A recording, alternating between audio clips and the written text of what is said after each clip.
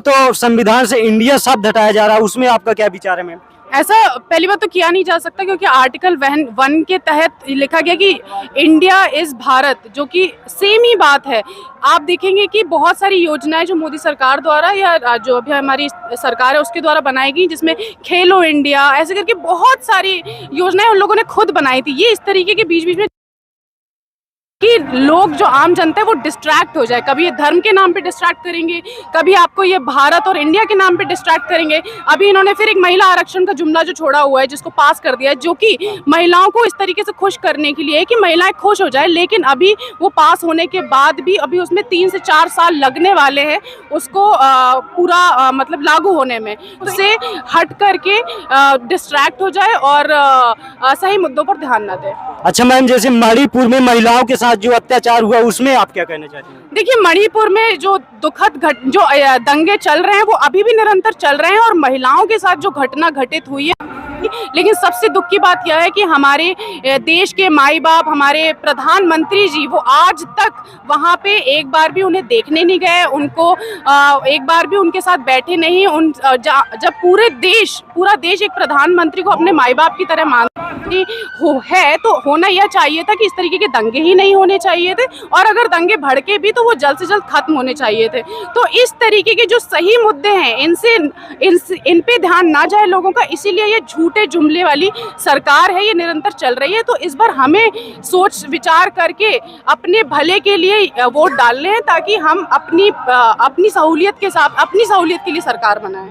अच्छा मैम, जैसे मध्य प्रदेश में महिलाओं के साथ, हमारे बहन बेटियों के साथ जो अत्याचार बढ़ते हैं, उनमें आप क्या गवर्नमेंट को आप जो है तो क्या संदेश देना चाहती हैं? कैसे आप जो है तो अपनी रक्षा के लिए मांग करते हैं? देखिए, मध्य प्रदेश महिला उत्पीड़न में सबसे नंबर 1 पे है, आदिवासियों पे अत्याचार में नंबर 1 पे है, कुपोषण, बच्चों का कुपोषण पे नंबर 1 पे है। करके बहुत सारे झूठे जुमले वो फेंकते हैं। जैसे चुनाव आने लगते हैं, उनकी घोषणा, हर दिन उनकी एक नई घोषणाएं होंगी, चाहे वो लाडली बहना योजना हो जाए, चाहे वो उज्ज्वला योजना हो जाए। लेकिन असली तौर पर जब आप महिलाओं के पास जाएंगे और उनसे पूछेंगे कि क्या आप इनका सही में फायदा उठा पा रहे हैं, तब आपको पता चलेगा कि उज्ज्वला योजना के तहत लोगों को फ्री में सिलेंडर तो मिल गए, लेकिन वो उनकी इतनी आमदनी नहीं है कि वो उसको भरवा सके। तो इस तरीके झूठे जुमले वाली ये सरकार है।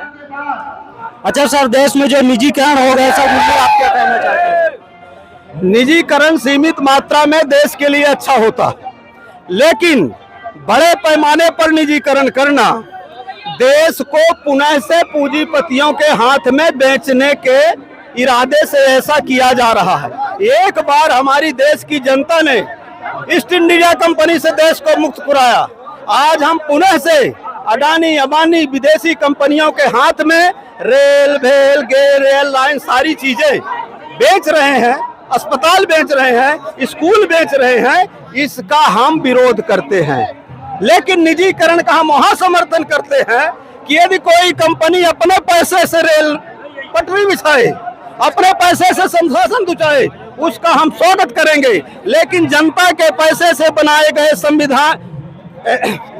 संस्थान, चाहे वो रेलवे हो, चाहे वो एयरलाइंस हो, चाहे वो BSNL हो, जनता के पैसे से जितने भी संस्थान बनाए गए हैं वो जनता के हिस्से में रहना चाहिए। यदि कोई उद्योगपति, पूंजीपति स्वास्थ्य के क्षेत्र में आना चाहता है, स्वयं का अस्पताल खोले, हमें कोई दिक्कत नहीं है, स्वयं की पटरी बिछाए, हमें कोई दिक्कत नहीं है, स्वयं का BSNL लगाए, हमें कोई दिक्कत नहीं। लेकिन जनता से पैसे से बनाए गए उपक्रम यदि बेचे जाएंगे तो देश में क्रांति होगी और इसका परिणाम बहुत बुरा होगा, और इसका आगाज अब देश के कोने कोने से हो रहा। अच्छा सर, अभी तक जो है तो देश में क्या क्या बिक गया सर, आप बता सकते हैं कोई चीज? बचा क्या?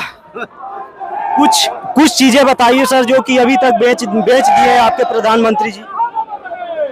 एक बात था संविधान, याद है आपने देखा कि विधूड़ी ने जिस तरह से संविधान को भी नोचा, खसोटा, और जिस प्रकार से द्रौपदी का जब चीरहरण हो रहा था तो कर्ण और दुर्योधन हंस रहे थे, उसी प्रकार से जयवर्धन और रविशंकर हंस रहे थे, तो इसका मतलब है देश में अब कुछ बचा नहीं है, देश में वैचारिक सोच बची है। और वो वैचारिक सोच वाले लोग देश को संभालेंगे भी, बचाएंगे भी, चलाएंगे भी, लेकिन बचा कुछ भी नहीं है, केवल सोच बची है जो बाबा साहब जी ने दिया है। वो सोच पहले भी जिंदा थी, आज भी जिंदा है। कोई विधूड़ी, कोई मोदी, कोई कोई भी हो, लेकिन उसको खत्म नहीं कर सकता।